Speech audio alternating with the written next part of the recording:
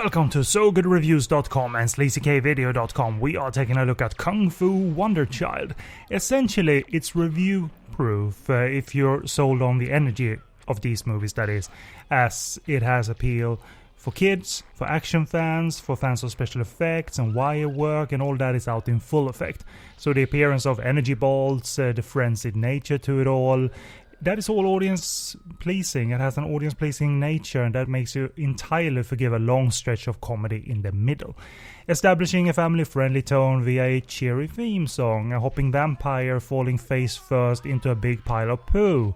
Being Taiwanese, that means what we in the West perceive as children's friendly won't apply here, as the vibe transforms into a fantasy/horror one, and director Hsiao-Lu works with his action team to wire up the threat of a deadly cloth that bursts into flames, and there's energy bolts and steam coming out of performers that has brightly colored facial hair.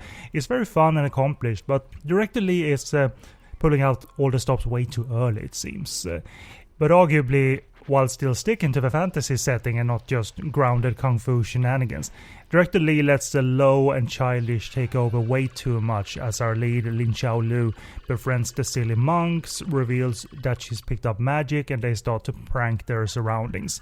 It's not great comedic momentum, but thankfully Hsiao-Lu keeps exaggerated matters moving and delights with some grounded kung fu, featuring the performers and wire work for pulls and stunts and so forth. But honestly, Kung Fu Wonder Child gains the most when it relies on its fantasy and special effects elements, and turning away from it for so long holds it back a little.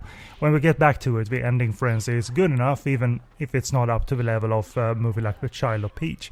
But director Lee and his team are very skilled at the depiction of powers, because they craft them physically on the set and then in post. It's timed with the pyrotechnics on set and all of that, and you realize Hsiao-Lu was just teasing at the top of the movie and could offer up plenty more for the busy ending. That includes our villain growing an extra head out of his forehead.